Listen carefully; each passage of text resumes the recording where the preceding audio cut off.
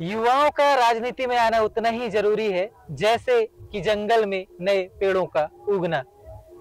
आज हम मौजूद हैं अमरकंटक में, जो एक बहुत ही दर्शनीय स्थल है और यहाँ पर जनजाति समूह का बहुत ही बड़े कार्यक्रमों का आयोजन भी किया जाता है।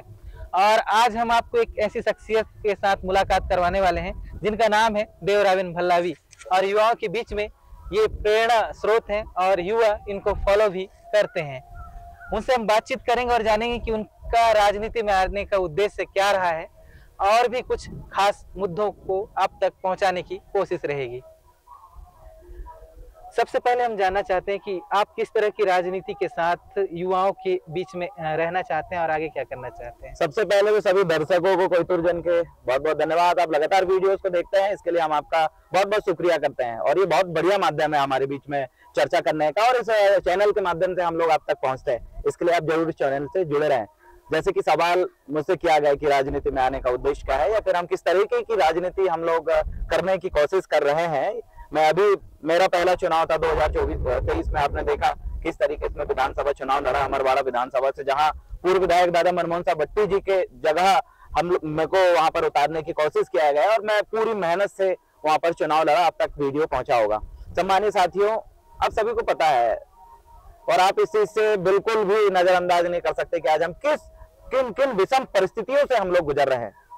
और उनमें से सबसे मुख्य परिस्थिति है, हजारों सालों से मैं, आप और हमारा पूरा कुनवा जल जंगल जमीन को बचाने के लिए दिन रात हम लोग मेहनत करते हैं।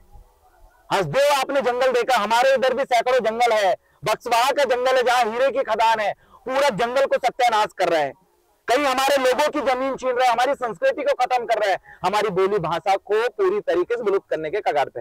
हमारे लोगों के नस्लों को खत्म किया जा रहा है, हमारी आने वाली जनरेशन को गुलाम बनाने की कोशिश किया जा रहा है, और एक तरफ ये देश जाके डर रहा है। हम लोग राजनीति में जो उतरे हैं, हम इन्हीं तमाम चीजों को कंट्रोल करने के लिए हम लोग राजनीति में कदम रखें कि कैसे हम अपना जो स्वशासन है या देश की संचालन करने की जो व्यवस्था है उसको कैसे अपने हैंडओवर लें, और कैसे इस देश में जीव जगत को और आप और हम और तमाम जीव जंतुओं को कैसे सुख समृद्धि और स्वच्छ वातावरण मिले, इसके लिए हम लोग राजनीति में उतरे हैं, और यही हमारा मुख्य मकसद रहा है।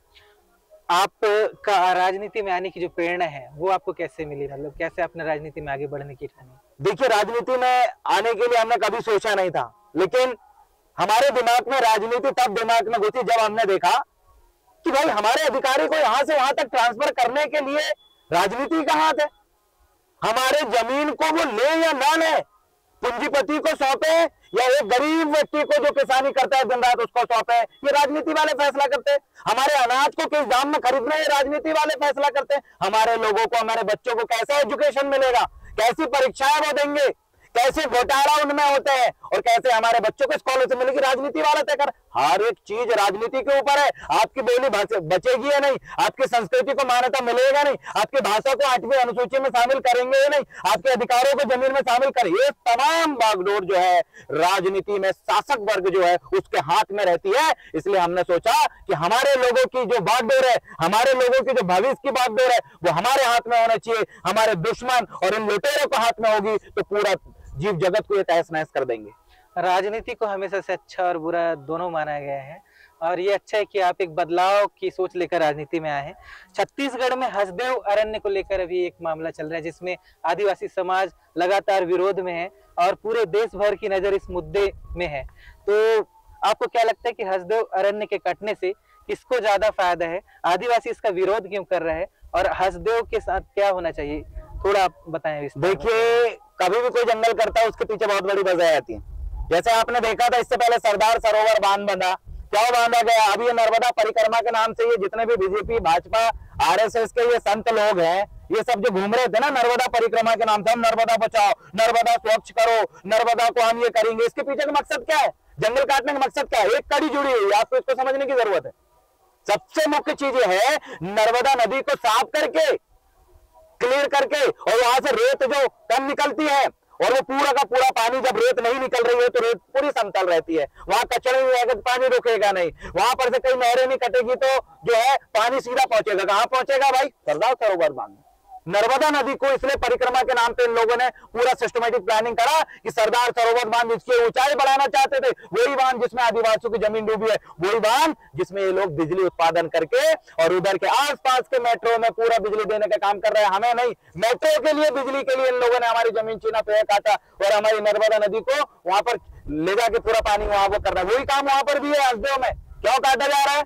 वो इसलिए काटा जा रहा है क्योंकि हसदेव कटेगा तो पेड़ बिकेगा, उसके नीचे जो कोयला है वो निकलेगा तो रायपुर वहां पर मेट्रो ट्रेन चलेगा और तुम्हारा जंगल तहस नहस हो जाएगा, तुम्हारा जिंदगी बर्बाद हो जाएगा।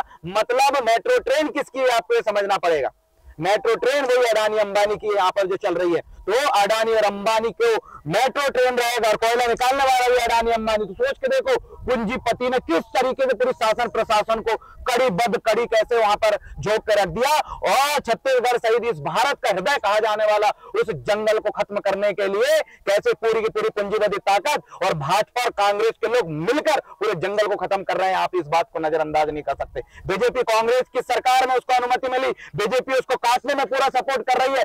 इस बात को आपको अगर आप जितना जल्दी नहीं समझोगे, पूरा जंगल आपका उजड़ेगा, आपकी जमीन वहां से उजड़ेगी। G20 नाम से जो लैंड बैंक इन्होंने बनाया है और उसमें पूरी जमीन को अप्रवासी जो भारतीय हैं, विदेश से जो लोग आए हैं, उनको बहुत सस्ते दामों में, कौड़ी के भाव में उनके हाथ में सौंप रहा है। जमीन आपकी छीनने वाला कहीं बाहर से आया हुआ व्यक्ति उस जंगल को खत्म करने के लिए पूरा बन रहा है। अब इसमें हमें ये देखना है कि हम इस जंगल की लड़ाई, बचाने की लड़ाई को किस तरीके से हम लड़ने वाले और कैसे इसको जीतेंगे। काफी अग्रेसिव विचार हैं आपके कांग्रेस और भाजपा को लेकर, लेकिन हम इस बीच आपसे जानना चाहेंगे और हम चाहते हैं कि आपका संदेश जो है वो आपके फॉलोअर्स और आपके युवाओं तक पहुंचे। तो आप क्या संदेश पहुंचाना चाहते हैं हमारे चैनल के माध्यम से युवाओं को जो हमें और आपको इस चैनल के माध्यम से देख रहे हैं? देखिए साथियों, सबसे बड़ी चीज, हम कभी भी लाइव आते हैं, फेसबुक में बोलते हैं, यूट्यूब में बोलते हैं, हम कोई ना कोई गंभीर समस्या को लेकर या हमारे अस्तित्व को लेकर कोई ऐसी बात आती है तभी हम जो इस तरीके से वीडियो के माध्यम से सामने आते हैं। मैं आप सभी को ये बताना चाहता हूं, दोबारा आप एक राजनीति, एक वोट को आप ऐसा हलवा ना लें। ये वोट ये निर्धारण कर रही है कि आपके बच्चों के हाथ में कटोरा रहेगा या हाईटेक कंप्यूटर और मोबाइल रहेगा।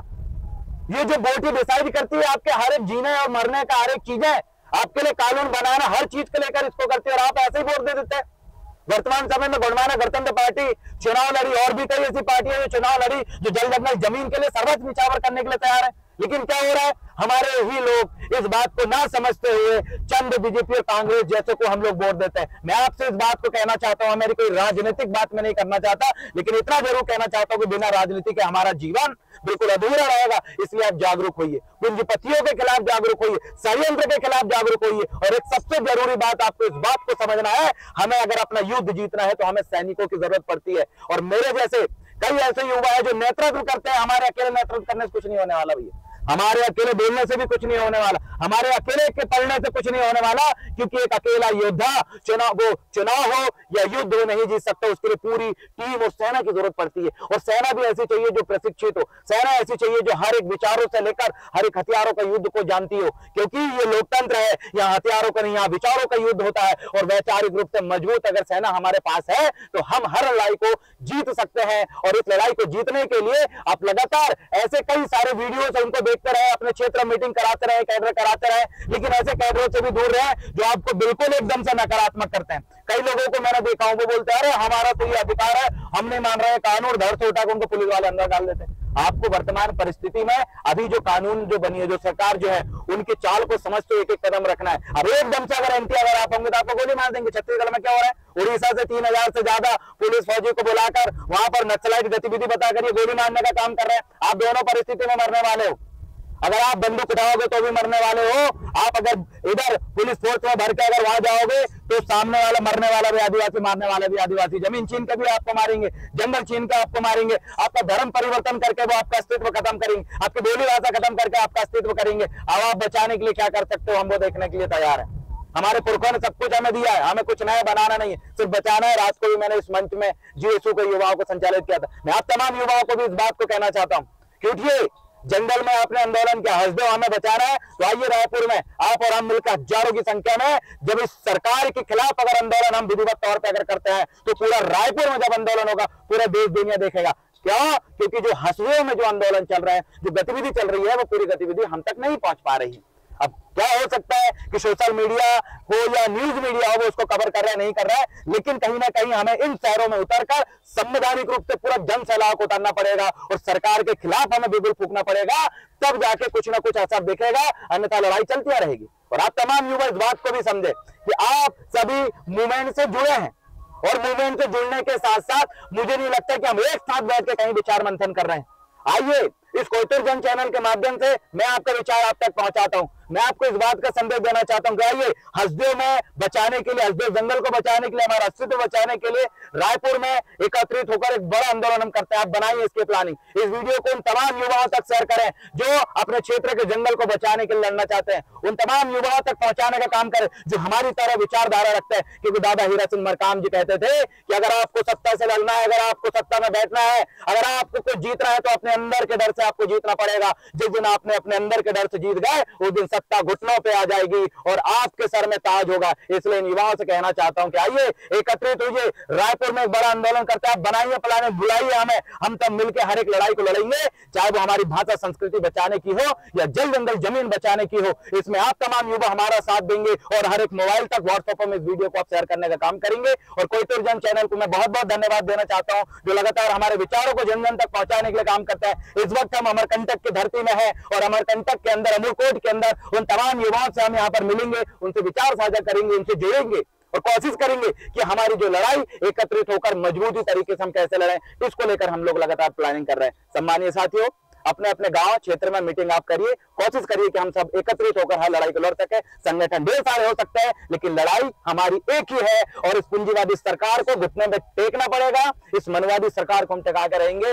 इस चैलेंज के साथ इस गुणवाना आंदोलन को हम लगातार आगे बढ़ाएंगे। राजनीति में गुणवाना कितना सफल हुआ है ये मैं नहीं जानता, लेकिन हमारे मूवमेंट में, सामाजिक विचारधारा में और युवाओं के अंदर जोश जुनून लाने में गुणवाना बिल्कुल पीछे नहीं है। हमारे से जैसे कई संगठन को पीछे छोड़ चुके हैं। हमारे पास ताकत है, वैचारिक ताकत है, हमारे अंदर शारीरिक, मानसिक और बौद्धिक ताकत बहुत भरी हुई है। आप साथ दीजिए। बहुत बहुत धन्यवाद जी।